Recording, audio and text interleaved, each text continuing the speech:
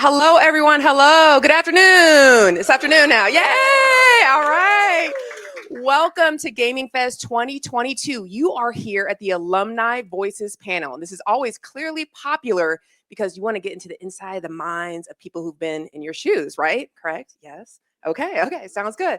Well, I am Audra Pittman. I'm the Vice President for SCAD Atlanta, and I'm going to be moderating this panel and bringing on our special guests. So let's get started.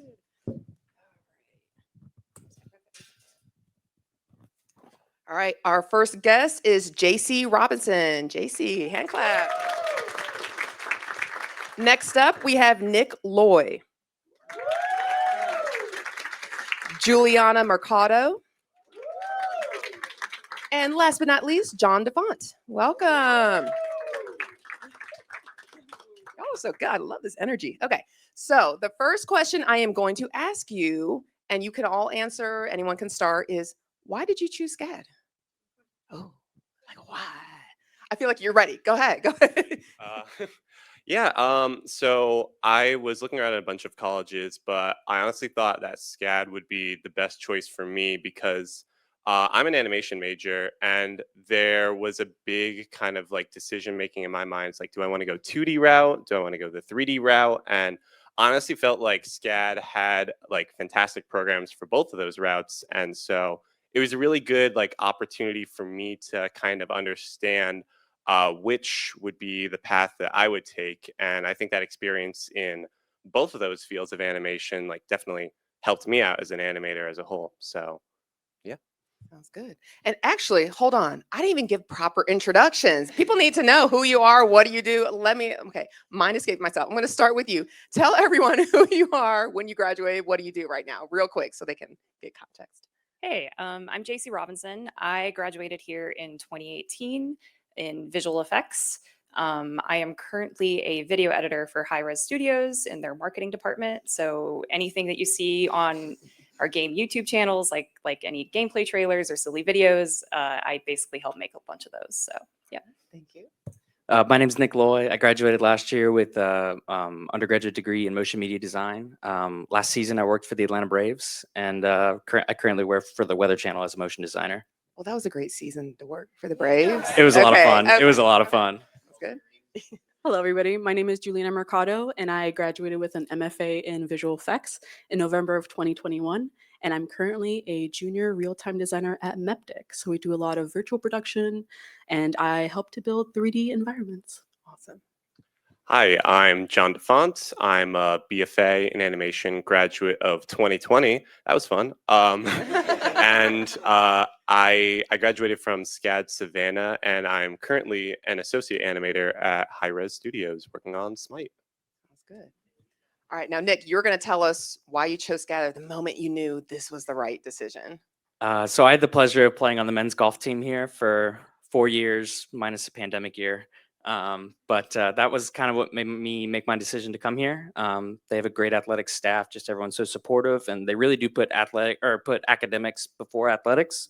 They allow us to strive in the classroom and beyond. And that's what really sold me, is that my coach was not only going to help me in my golf outside of the classroom, but he was going to push me inside the classroom as well. So good. So good. Any other thoughts on SCAD? Yes, go ahead. I think one thing that really drew me to SCAD was kind of seeing the student work that was being done here.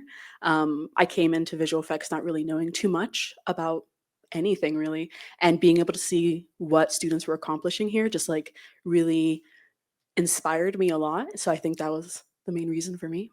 And a point of privilege, we talked before because we talked about your story. And I think one of the great things you did was really take advantage of asking questions, working with your classmates. I don't know this, willing to admit, I don't know this. Can you help me? Tell us a little bit about your experience in the classroom and working with your classmates. Yeah, of course. I think the time where I knew, or the moment where I knew that SCAD was the place for me, was really my first quarter here. I had no idea. I didn't know anybody. I was new to Atlanta, and it was one of the first projects. I was taking Clark Stallworth's class. It was like one of those intro to Maya kind of classes, and it was late at night, probably 1, 2, 3 in the morning. I have no, can't remember when exactly. but I didn't have any friends or anything, but I saw other students working on their other visual effects projects, and people were just so collaborative and like willing to help each other. So if I had a question, I was like, oh, how did you do this? How'd you figure this out? I'm having this issue. And people are like, oh, of course, let me help you. Let me help you. No matter what time, no matter like, even though they had their own deadlines as well. And that was the time where I was like, wow, this is like a community. And I'm not just like one singular student trying to figure everything out on my own. I also like across all majors, the environment here at SCAD is so collaborative. Whether you're an ad major, a film major, a motion major, like if someone in film wants to learn a little bit of motion, like they can step out and say, like, find a motion student and be like, hey, can you give me some help? Can you give me some tutorials? That kind of stuff. And that's something I really cherished like while I was here. And that I would encourage like you students to really take advantage of just this community of creatives that you're around. Yes, don't be shy. Like these three right here. Y'all collaborate together, right? I'm going to pick on them because they got great energy. I'm sorry. Okay. So tell us, it sounds like y'all graduated to classes during the pandemic. What was life like after that? How, and you can speak to in your experiences, just trying to find a job, trying to navigate finishing courses and all of that. Well, so basically, yeah, so I graduated 2020, and so it was pretty much dropped on us around springtime that we were going to be going full remote and that everything was pretty much being shut down. And so that included a lot of internships and job opportunities that I was applying for at the time. And so basically, out of college, I actually didn't have an internship to a traditional like AAA studio. And so that got me down initially, but through one of my friends at SCAD, I actually found an opportunity doing freelance work.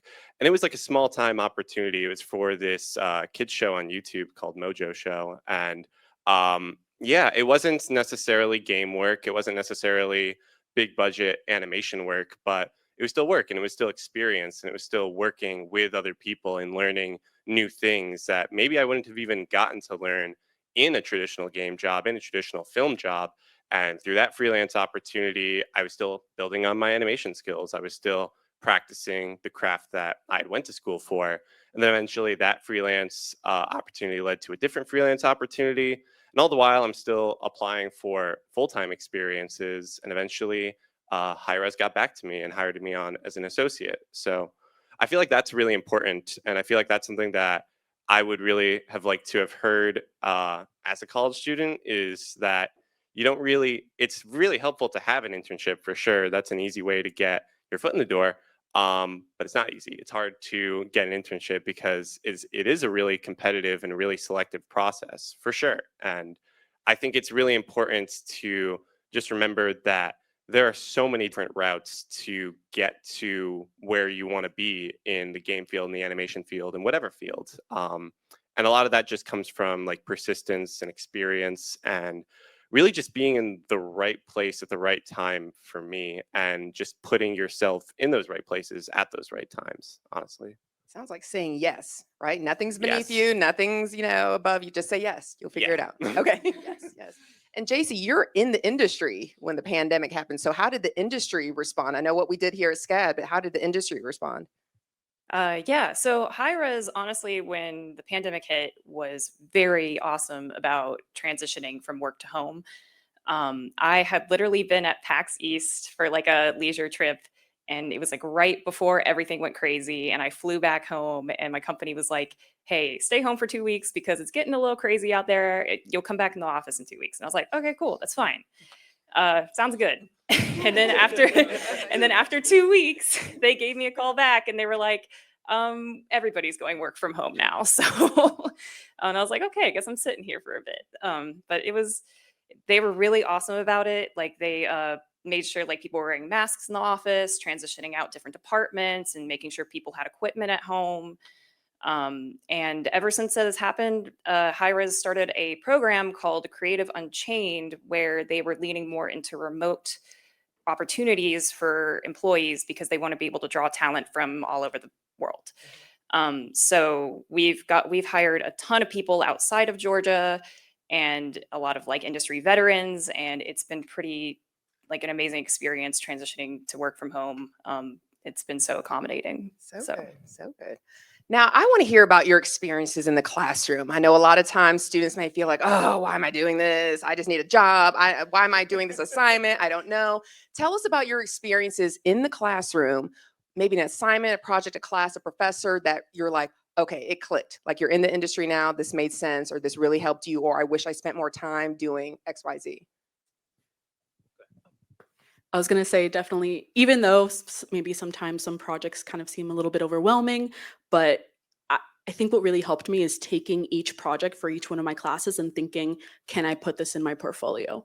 And working towards that project with that in mind, because at the end of the day, that's what's going to help you is having something on a portfolio, having something on your website, something you can put on Instagram, whatever, because people notice and then they'll ask you questions on it and then you can speak about it. And that's, at least for me personally, how I got an internship first and then a job afterwards. So working with that in mind. I mirror that 100%. Like, just kind of motivating yourself by saying like, hey, this isn't just a project for a grade. This isn't just a project for a professor. Like this could get me a job. So for me, in my case, I started tailoring my portfolio towards like the Atlanta Braves and sports opportunities because that's where I wanted to go. And it did get noticed. And I got reached out by the creative director for the Braves, and he ultimately ended up giving me an opportunity. But like these opportunities really do happen. Like if you bust your butt and you turn into it and you're like, hey, I need to hustle with what I can put in my portfolio, like these opportunities will come. Yeah. You go. Sorry. Yeah, I think you also have to keep in mind there might be a project you're not super into, but really keep in mind that project could help diversify your portfolio. I think showing like a well-roundedness of skill set is huge, especially in like today's industry. Like I ended up doing game jams with my friends. I think being involved outside of class 2 projects is huge because I managed to get my job by like when I was doing game jams. They would ask like, oh, hey, we need somebody to edit a game trailer for us at the end. And usually it's like the afterthought at game jams. And I was like the only one with video editing experience on the team. And so they were like, JC, you do it. And I was like, okay, sure, why not? And when I applied at High Res for the video position, I put my game jam trailers in there and they ended up hiring me because I had like that experience from those projects. So you never know what project is really going to be like the clicker to get you in the door. So yeah, and kind of going off of that too, for me, I think the class that definitely helped define where I wanted to go with my career in game animation was a video game animation course taught in Savannah by Bernardo Warman. And I just remember that each of the projects that I was doing there, they were all like actual projects that were being used in the game industry. Like these were actual animations that you'd be expected to do in your position. And so that was really influential to me because I was thinking if I could do this for my career, that'd be awesome. And that's like the major thing for me too, was trying to put a spin on the projects that you're assigned to make it the most fun for you as well, because it definitely shows. Like I see a lot of animations where I could tell like, man, like this guy was really having a good time, like coming up with the idea for this action or something like that. So yeah, definitely trying to put yourself in the position of if I'm doing this professionally and just a project that I would want to do and like fully see realized and something that I could be proud of myself. Okay. Now we want to take a look into the day in the life of what you do. And this is where you can get all techie and like, I don't know what you're saying, but I'm sure they will know what you're talking about. Okay. So talk about maybe the software you're using, the materials, like a date, like what's a typical day in the life or atypical or be prepared for this? sure. So even though I'm a video editor, I feel like I wear a lot of hats in my position. I'm doing stuff between like script writing to like production planning for new videos. I work in Unreal a lot and do a lot of like 3D capture for for a lot of cinematic stuff in Engine. And I'm in Premiere a lot, and sometimes in After Effects doing a little bit of motion graphics. So it's pretty much a little bit all over the place. But I like that I have the variety to be able to jump around and switch gears a lot. So I agree with that. We kind of talked about it before, how with jobs in the industry, you're going to have to wear a lot of hats. You don't have to be great at everything. you have to be great at a couple things, but you have to be good at everything. And and just being able to help your team out by just kind of picking up a project that maybe you have a little bit of experience with, it kind of takes a lift off the rest of your team. Me personally, I'm a motion designer, but I do a lot of marketing ads as well for the Weather Channel. So while my title is a motion designer, I'm doing graphic design, I'm doing motion work, I'm doing some 3D as well. So Yeah, I would say day to day, sometimes I don't know. I'll go in sometimes, meet with the senior designers, and they're like, hey, we have a client that wants to do this. And I'm like, cool, I have no idea how to do that. But let's figure it out. So I would say like day to day, something also that just like helped me from SCAD was really being able to problem solve and kind of be okay with being thrown into the fire a little bit. But yeah, usually day to day, I'll do like 3D mostly, but sometimes we'll do more design work, sometimes more photoreal work. I think a month ago, they were like, hey, do you know Notch? I said, no. But they're like, can you jump in? And I said, yeah, sure, no problem. Let me do what I can. So that's usually the day to day for me.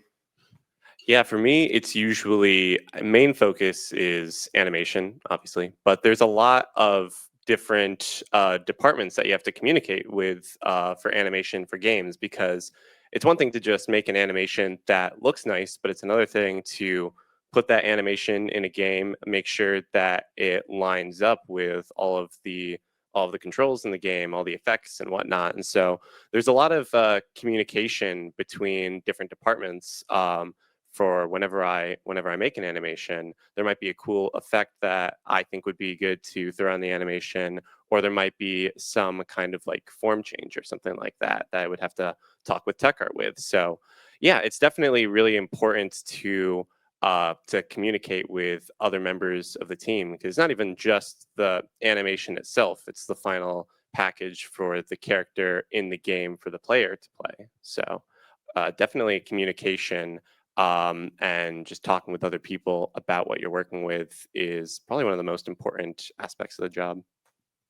All right, now let's go back. Let's rewind to when you first stepped on campus and you're like, I'm ready to go in my foundation classes, whatever. What advice would you give to yourself when you were first starting out?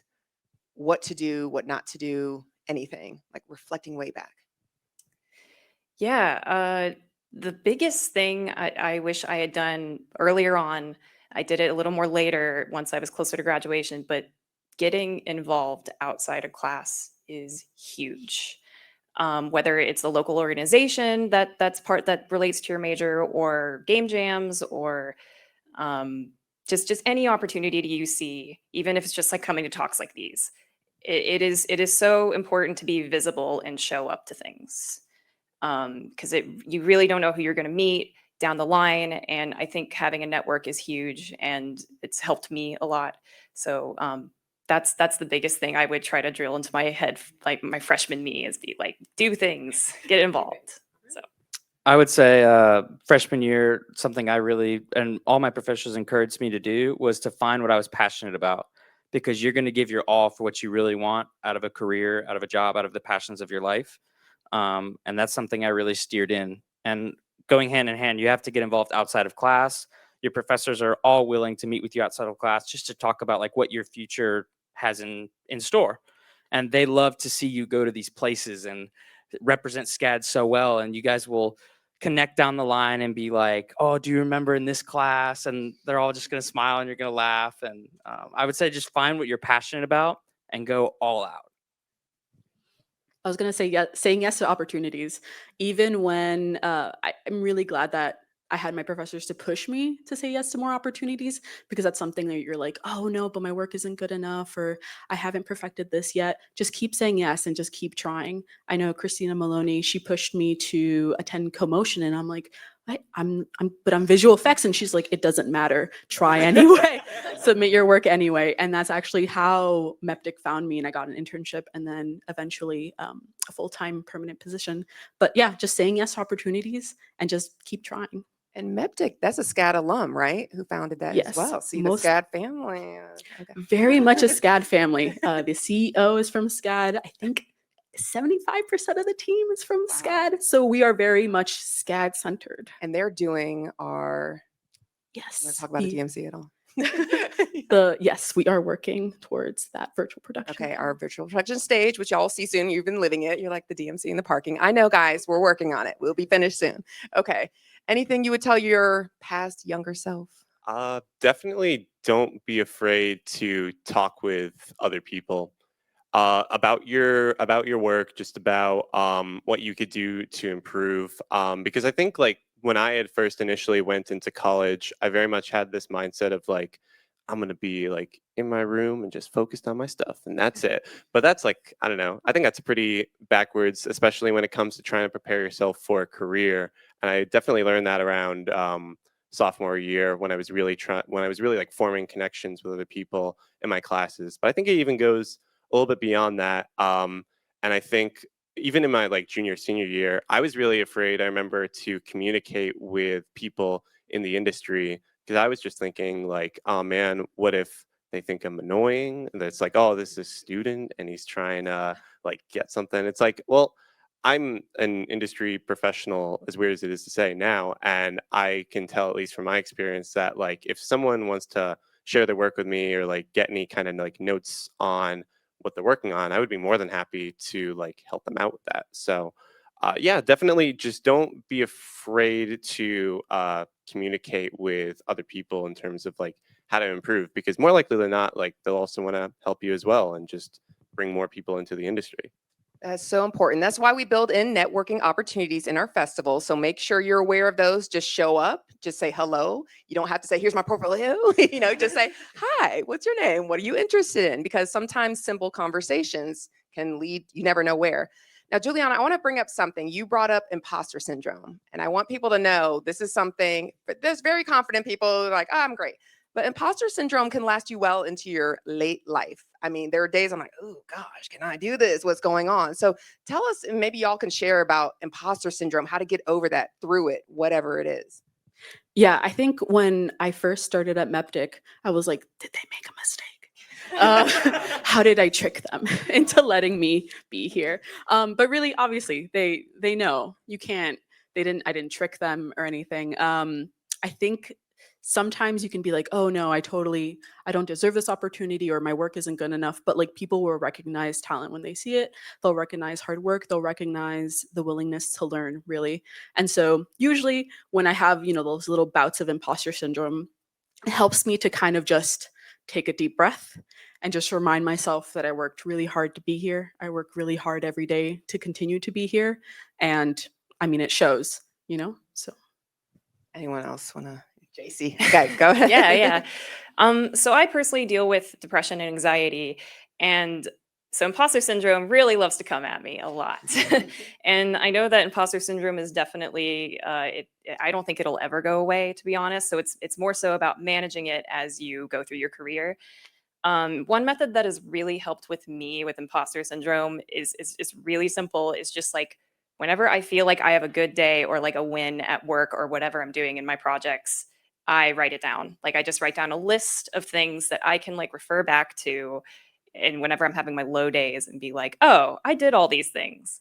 Okay, I'm fine. Like I'm good. And it has really helped me in days where imposter syndrome really hits hard. So Anyone else? Yeah. So for me, especially, I remember there was just one point in my junior year where it was like, I don't think I could do animation. Like, man. So it was pretty bad at like certain points. But I mean, I think the most important thing, because I think for me, like where the imposter syndrome comes from is like comparing myself to other people. And when I would compare myself to other people, I would compare myself to like industry professionals. I'm like, man, I can't do like Spider-Verse animation. It's like, of course you can't. What? So, but I think to a certain extent, it's good to look at like industry professionals, see what they're doing, and be like uh, challenged by that, and be like, okay, yeah, they're doing this. I want to incorporate that. But I think it's definitely important to just remember like it's not about like comparing yourself to other people. It's about what you want to do. So it's like I want to be an animator. Why should comparing myself to other people like prohibit me from doing that? It's like whatever position I'm in, be it like freelance or working at high res in like a AAA game studio, I'm still doing the animation, and I think that there's, I don't know, it's not necessarily about one person versus the other. It's about you kind of like evaluating yourself and just kind of like understanding, like, this is what I want to be doing it. So if I'm feeling down about it, like, just keep going at it, because it's something that I want to do, like, for myself, as opposed to comparing myself to others, I guess. I don't know about you guys, but the first like 3 or 4 weeks of a job, I felt like I knew nothing. And I like voiced that to my art director, and he said, no, like, you're here for a reason, like, you're talented. You just have to be willing to learn. And I feel like that's even through SCAD and through like life after SCAD, that's just been the case. Like, if you're willing to learn, like, people are so receptive within the work industry. And we want you to know you have resources here. We have, raise your hand if you've utilized SCAD AMP. It's our communication studio. I want to see more numbers next time I come back here. Where to help you speak, visualize, and connect, to help with those peak performance opportunities. If you're sitting on a plane, if you're in a coffee shop, if you see that oh my gosh, I need to work for him, what do I do, kind of thing, or I'm up for a competition and I need help with my whole presentation, how do I project to the audience? Make sure you go visit the communication coaches. Okay, professors, I see. Will y'all get them in there? Okay. All right. We're going to open it up to the floor for questions. I can't see time and it's like really bright. So I want to make sure that y'all are aware we will get to questions, but you're going to have to stand up with the mic, say who you are, what you're studying. Like, this is our SCAD AMP practice right now. Okay. No pressure. No pressure. And even when you graduate, these resources are here for you. So anytime you want to come back, you're like, got a big thing, come back. Okay. So the light's blinding, obviously, in my eye. We have a docent over here with a mic. If you have a question, raise your hand, go see her. She's got a microphone. Y'all start filing away over there. You can stand up and walk, or she'll come over. But stand up, say who you are. Oh, we got a lot of hands. Hello, my name is Regina. I'm a current animation senior here at SCAD Atlanta. My question's for Juliana, actually. So now that MEPDIC is working with the XR stage, which is very like new, kind of cutting edge technology, what's that like in terms of being something that's like changing and evolving like consistently? Like, what is that like for you as an artist working in that field? I would say, yeah, every day sometimes is a new challenge. There are plenty of times where we'll get there on set and problems that we didn't have before arise. So it's kind of like something that I also learned from SCAD is from visual effects. Half the time you're making your work, and the other half you're problem solving. Issues that you didn't think would crop up always crop up. So being receptive and trying to like really try to think on your feet and creatively problem solve, I would say, is something that transitions to my work life now. Because again, all the times I'm like, why is Unreal crashing all the time? Oh, I have to optimize my scene. Oh, our FPS is below 30. Oh no, how do we figure this out? And so yeah, just trying to creatively problem solve as best as I can is usually what I do. And I think, did you have a question next? Okay, you have the mic and we'll get up here. Right back there next to her, and then we'll come up here. Hello, so my name is Mathilde. I am a 3D animation major, and the question I wanted to ask was, in the interview process, what was it that you guys did or said that made you stand out from other candidates?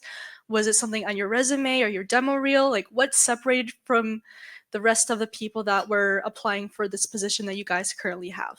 Like, good question. So at least for me, I can't say exactly what it is, but I think something that definitely helped me stand out was the collaborative experience that I had. In SCAD Savannah, how our senior films run is that we work in teams that are set up to work on the film like all together. And so I was the director for my project there. And so that showed like leadership skills, but also like, I think most importantly, just collaboration skills in general, because I feel like half the job is doing the work and the other half of the job is getting along with everybody in your team.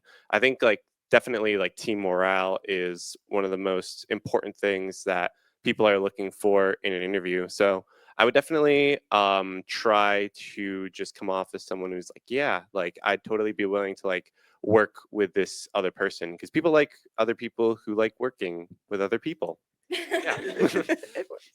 Yeah, I agree. I found in most of my interviews, the interviewer was more concerned about what kind of person you were they've seen your work pre-interview, they've seen your resume, they know what kind of creative you are, but they want to figure out, they're going to be spending a lot of time with you, and they want to make sure you're pleasant to be around for the majority of that time. So Yeah, for me, apparently the big thing that helped me was my game jam trailers really helped me a lot. But also, I had an interest in Paladins, one of Hi-Rez's games, and I showed like a lot of passion into that game, and that was something they really looked for was like you're interested in what we work on, and being a good person and communicative person was, I think, really the two biggest things past the portfolio phase.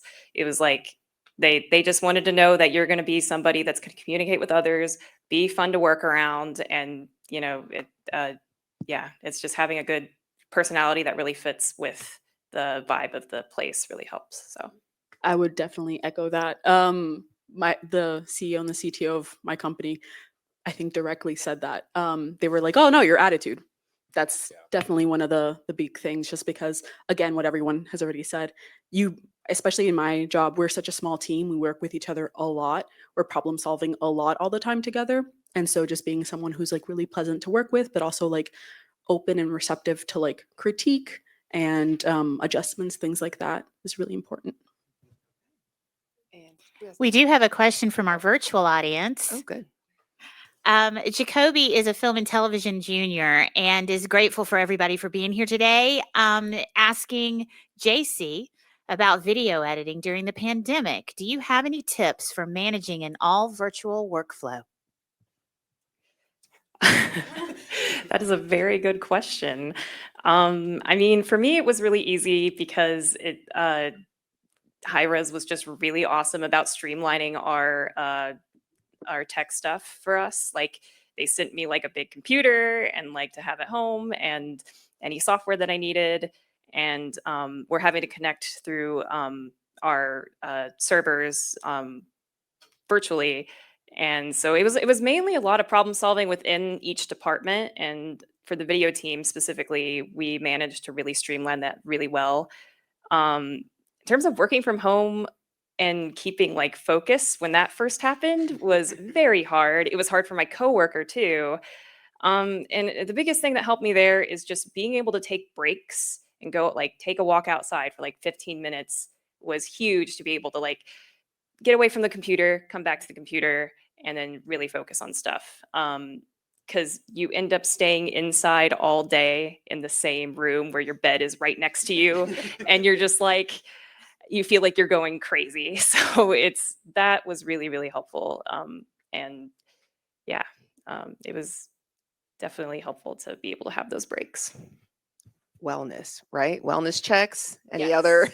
Like, yeah, absolutely. Okay. We have a question here, and I'm going to get to the back. Y'all want to stand up or maybe walk up front so we can see you? Hi, I'm Randall Swoops. I am a ITGM major. My question is, what was your biggest hurdle when it came to getting into your industry? Because I know for my major specifically, like a lot of people are saying like, oh yeah, the biggest hurdle is going to be getting into the industry because you're going to be doing a lot of freelancing probably at the beginning. But what was your biggest hurdle? Was it the interview? Was it actually applying? Or was it was it like the finding things to put in your portfolio that was your biggest hurdle for you? Did the pandemic factor into that in any way, shape, or form? Yes. I could say, I mean, probably for me, it was probably just the experience. I think a lot of the places that I had applied for, there were a lot of applications that I saw that were 2 to 3 years of experience like required for the position. And so that was pretty intimidating because I'm seeing all these mid-level, I'm seeing all these senior positions, but where are the associate positions? So I think that's where, like, at least for me, it was helpful to have the opportunity to work a little bit in freelance so I could at least like build up some of that professional experience, working more with like different kinds of teams and different team dynamics. I think that helped during the interview process as well. And there was something else I was going to say on top of that. I think for when I was getting into Hi-Rez itself, definitely. Oh yeah, I remember.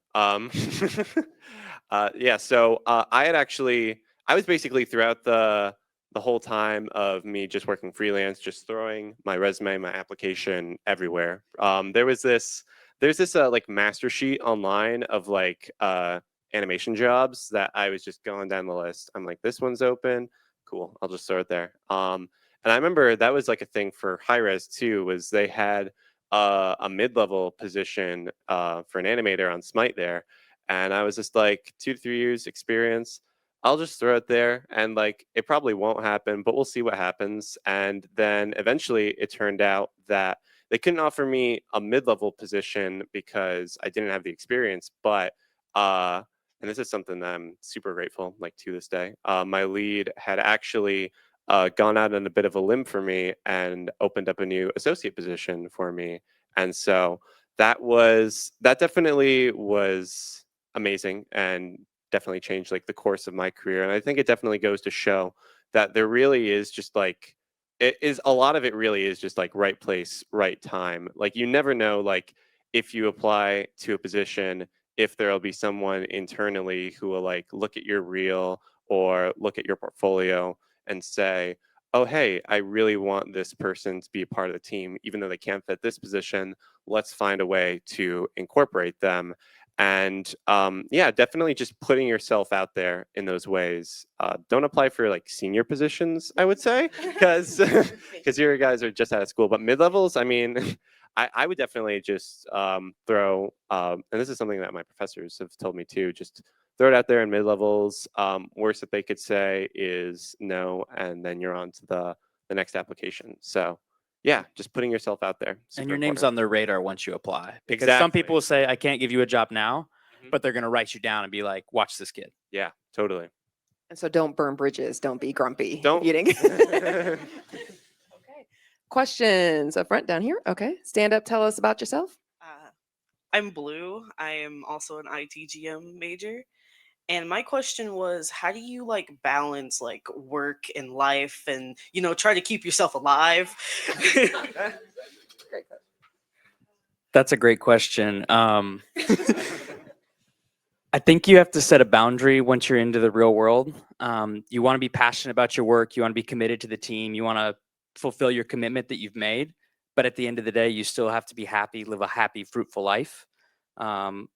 I think she talked about it a lot, about how you take these walks, and it's kind of nice to take breaks sometimes. You have to know that. Like you can still be committed and take some breaks, but you have to set boundaries with your personal life and your work life. Setting boundaries. Yes, I definitely echo that. It's something I struggle with to this day now, because it's sometimes you just get so excited and you're just like, I want to do this. Oh no, this could be better. This could be better. But I think taking kind of like a step back and realizing, hey, if I take a break, if I'm a little bit more well rested, I can probably do this more efficiently. And so it'll actually save me time in the future. So it benefits me. It behooves me to make sure I rest, to make sure I feed myself and take care of myself just as importantly as like I'm doing my work as well. Great question. I think just one thing to add on to that, scheduling is really important. Because I remember, I mean, in college, I was nuts. I like did a lot of like really late nights and things like that. And I'm definitely looking back, like as someone in the industry now, like being able to have that like that set amount of hours that you're working per day. I definitely like look at my schedule now and look at it back in college, and I could probably see like, the amount of hours is probably the same, but I'm just putting them in different places. And some of them, like it might have been like I'm working all night this one day and then I'm just taking this whole day off. It's like, well, you could be working like 8 hours both days or something like that. So I think just being able to kind of like find a schedule that works best for your sort of like work-life balance is super important, and it'll kind of help you get into a rhythm, and you'll probably be able to work more efficiently. Great advice, everyone. I want to make sure I got some questions up front, but are there any questions back? Okay, I see back there. If y'all stand up, we're going to grab the mic, show some love back there. Oh, Janice. Okay, Janice going back there. We're going to get back to them and we're coming right up here because you're all right here. See ya. Okay, stand up. Tell us about yourself. Hi, I'm Landon. I'm I'm an animation story and concept major, and I just wanted to ask, do you have any more like specific tips on how you would like measure out that time between I'm so sorry. If you had any specific tips for like how to divide that time between work and life, like specific strategies, because that's something I struggle with like feeling like I always have to be working. Give us some insight into your schedule now. What kind of schedule do you have now? What does your schedule look like and your Okay, so often I'm so sorry. Often I will be working and answering messages at kind of sporadic times throughout the day. Since I'm really busy commuting like Tuesdays and Thursdays, I'm at SCAD all day, and that leaves me really tired on Mondays, Wednesdays, Fridays a lot of the time. Working over weekends too. And since I'm running a senior film, it's just been difficult to find a good balance for like taking hours for like, okay, this is the time where I'm resting, I'm off limit, and then this is time where I'm focused and working. I'll say personally, just finding time to be prepared before you start working, because a lot of times we'll just throw ourselves into work not being prepared, and it's not as efficient as we could be. But really, years after, I found out that if I'm prepared going into work and I'm ready to work, I'm so much more efficient in that time. And while I might be working less hours, I'm being way more productive than I would have been if I dragged something out for, 10, 12 hours. I was gonna say, when I was in SCAD, I would have like my Google Calendar all set up with everything, and I would actually put in time to eat and to take breaks. So that I would look at my Google Calendar and I'm like, okay, for 45 minutes, I'm going to step away and eat. Or for 15 minutes, I'm going to take a little bit of a walk and come back. So that's something that was helpful for me when I was in SCAD, because I think it's one of those things where you're just like, the DMC is open 24 hours. I can be here all the time. I can continue to work, but just setting aside and like putting it into your calendar, this is my resting and my breaking times, is something that really helped me out. Yeah, I definitely want to second that too, because that's kind of like how I sort of experience it. Because I totally understand with senior films for sure, like that was so much work, and it was really hard to try and find those breaks sometimes. But even something as simple as just like taking 5 minutes to just like not look at a screen and just like close your eyes. Like I got in a little bit, not as much, but into like meditation. There's an app, I totally forget the name. Some mindfulness app, but anyway, yeah, definitely just having times when you're like not looking at a screen. I think also just like gauging too, where it's like if you're working and you're feeling like burnt out and you're not being efficient, like the right thing to do and like the way that you can be more efficient in like your work is to be able to take a break too. So definitely just kind of like having a good sense of self, of understanding like, am I working as best as I can be, and taking the time for yourself to get to that point again. Yeah, when I was at SCAD, I was actually a commuter student, so I totally understand like the long days at campus. I was commuting from Alpharetta to down here, and it was the worst. But listen to a lot of podcasts.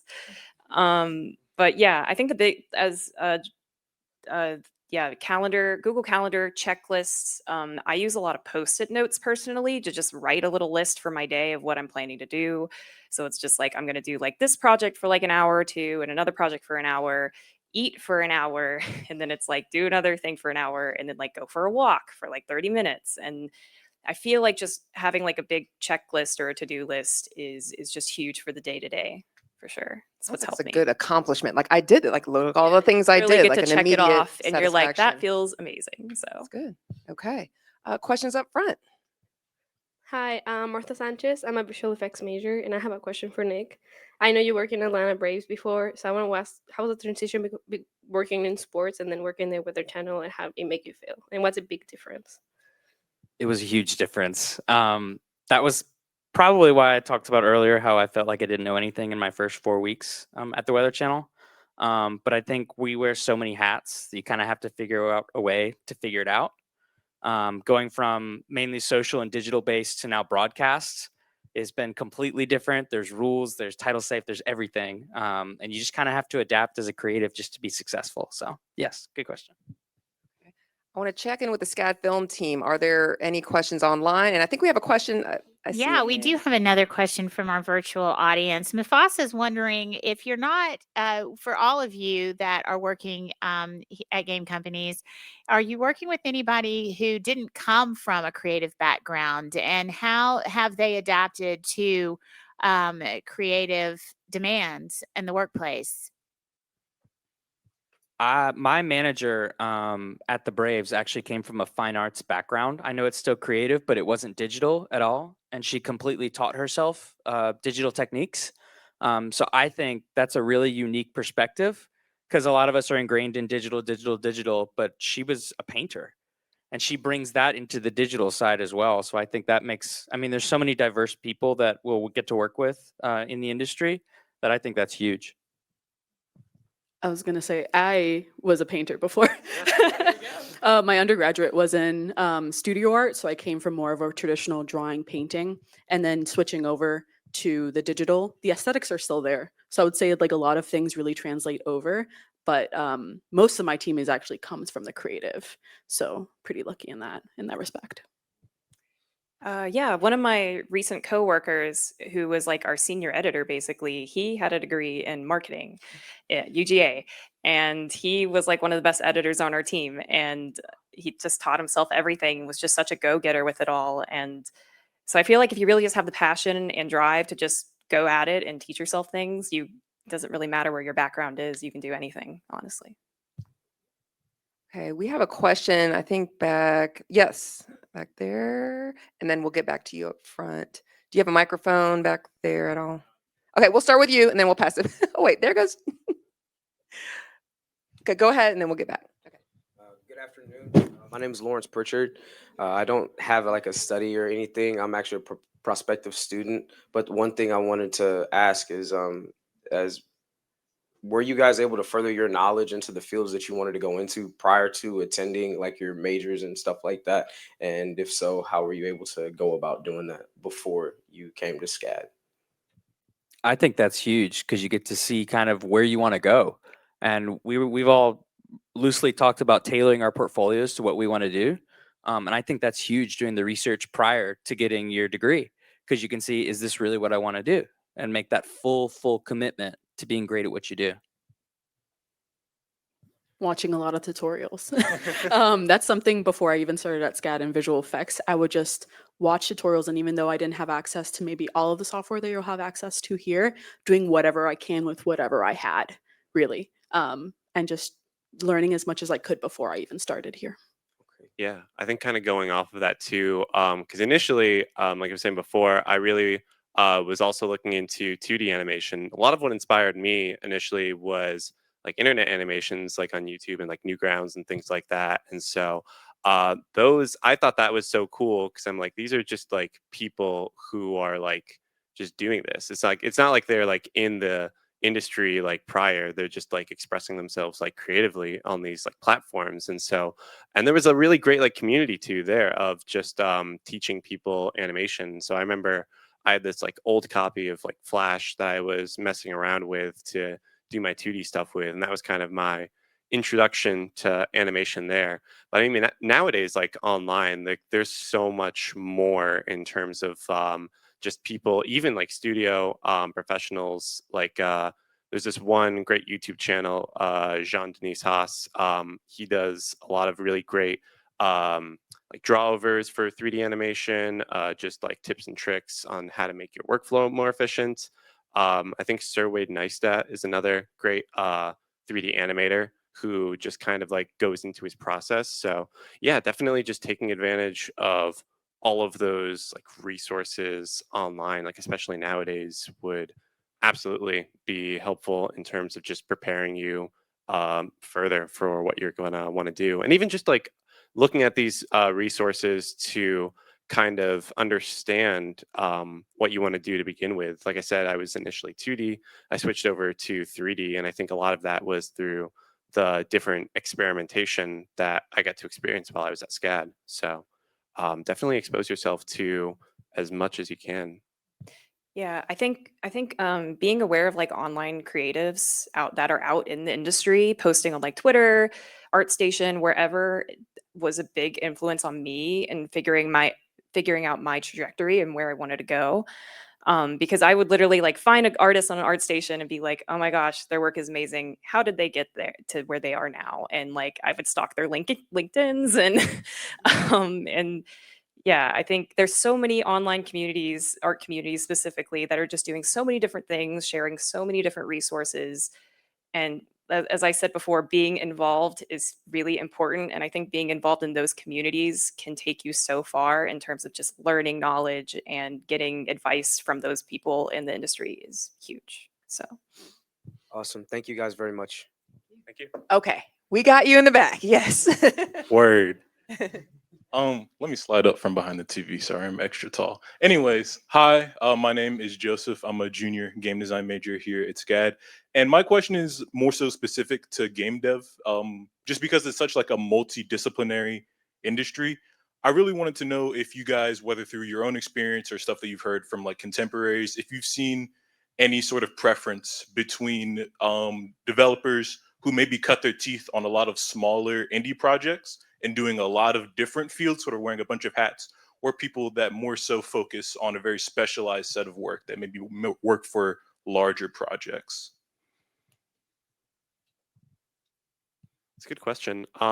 Yeah, I definitely think that, at least in like my field of animation, I don't know if I could speak to any other fields in particular, but I think that it's really important to show like your specialization in something. Like as an animator, I'm pretty much mostly animating and just communicating with other departments. So I think that that's important. I feel though, like as a game designer, it is like pretty nice to be able to have like that full knowledge of the entirety of like game development. So I don't think that it's necessarily like not as much of an advantage to be working in these like smaller indie game development projects, because I think as someone said earlier too, it is really like good to have just a good like well-rounded knowledge kind of going into the field. Most likely, at least in my position, I'm really just doing the animation aspect, but to be able to understand that is just going to help more and more with like communicating with other fields. And I think that's something that you can also learn on the job, but I think it's even more helpful if you know or have a little bit of exposure of that prior. So I don't know if that necessarily answers your question as much, but I do think that it's good to be able to have like a lot of well-roundedness. I think at least just for animation, it's really important to be mostly focused on that. And I think we might have time for one more question or not. Okay, go on. Can you pass the mic back there? Individual standing up. Yep, perfect. Don't hit your head on the TV. Hi, my name is Rick. I'm a 2D senior 2D animation senior. When it comes to your respective fields, would you say that students outside of their classes should develop on a singular focus or multiple focuses outside of the film work and the classwork they're doing? In what way? I'm just curious of different focuses. Well, you're in 3D animation and you're in effects animation and this so on so on. I was just asking, like, when it comes to students trying to break into the industry in the same field, would you recommend that they focus on something singular aspect that would get them recognized, or would you say that they should be all around, rounded based off the previous question? Yeah, definitely. I think actually, like, it really depends on the kind of position that you're going for. Because I honestly feel like both of those, like, skills, whether it's specialization, whether it's generalization, I think that whatever path that you choose to go down, there's definitely jobs that value both of those skill sets. I think certain ones, like for mine, for instance, at least for the animation side of it, I think that the most important thing is to just like specialize in animation. But I bet there's so many other companies, bigger or smaller, that would really value a more generalized skill set. So I would definitely tailor those pursuits to whatever your interests are. Like if you're personally like, oh yeah, I think it'd be cool to kind of like learn a little bit of this and learn a little bit of that, like that's really great. And I'm sure like there's a company that's going to be like, we're looking for somebody who's has a bit of effects, has a bit of tech art kind of knowledge. in their background. I would echo that. It really depends on what the company is looking for. So at least in my company, we're on the smaller side. So a lot of us have to wear a million hats at once. And so for my reel, I think what they responded to was I have kind of showing this like 3D generalist knowledge, but at the same time, my personal love is in lighting. So I try to incorporate that into every one of my pieces, but at the same time, having them all sort of show different skill sets. So kind of it's like teetering the line, but really it's going to depend on what the company wants. Some of them are going to want something a bit more specialized. Some of them are going to want something a bit more generalized. So. Yeah, I think it's really going to depend on the type of company you want to work for and the size. If you want to go work somewhere like Riot, like that's going to definitely be more specialized, but you don't want to also pigeonhole yourself too. And so I think it is really important to diversify your portfolio and be able to have those diverse skills and put it in how maybe incorporate it into your specialized skill. Because like I'm on a smaller team, even though High Res is kind of a more medium-ish size studio. But my whole team wears a ton of hats for different things. And it's just kind of like, if we need something on the fly, it's like, oh, hey, you have some skill in this, right? And it's like, yeah, I can take it on, So it's, I just really think it depends on the type of studio you want to work for and what that company is looking for. I agree, but I don't think it has to be one or the other. I think you can pick 2 or 3 things and be really, really good at them and still be okay at the other stuff so that you can kind of diversify yourself to be in a situation where you can work in a smaller place where you have a lot more jobs, but then you can also be really good at 3 different things to where a bigger studio can say, hey, they're good at 3 things. So. Well, this is great. Any final thoughts? We're about to wrap this panel. I'm going to go through each one. You can say one word, a sentence, whatever, anything you want to get off your chest to this wonderful group here and at home. You want to start? Anyone? I was going to say rely on your peers, kind of keep those connections going, because even today, I still keep in contact with some of my friends from school. We kind of update each other on our jobs, and I think those are kind of lifelong connections that would benefit you to keep. Take advantage of the SCAD resources. The alumni network is huge, huge. There's so many SCAD grads out there, and you meet wonderful people, and they're all wonderful people. And I would say take advantage of that and reach out and say, hey, I go to SCAD. What kind of advice do you have? So I would say throughout your journey in school, work, life, priority should be work-life balance and mental health for yourself.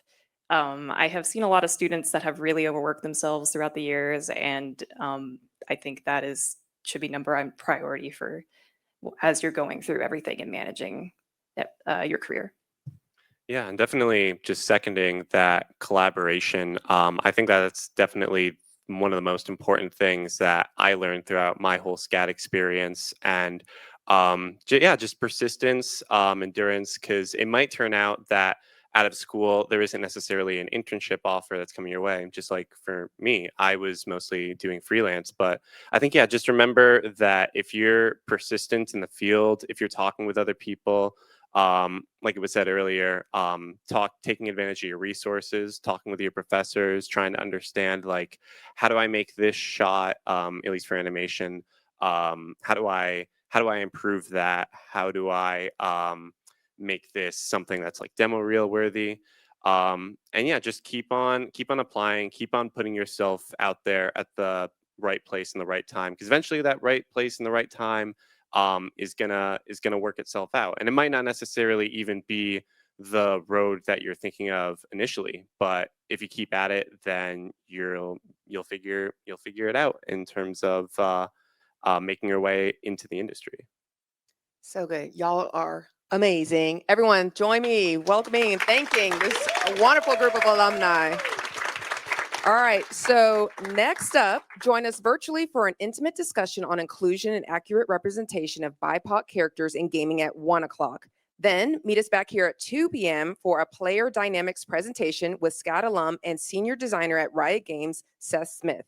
Gaming Fest continues through tomorrow, Friday, April 29th, and through this weekend virtually, with more screenings, presentations, and conversations. Follow SCAD Film on Facebook, Twitter, and Instagram to learn more, and tag us using hashtag SCAD GamingFest. Thank you. We'll see you at 1. Bye, y'all.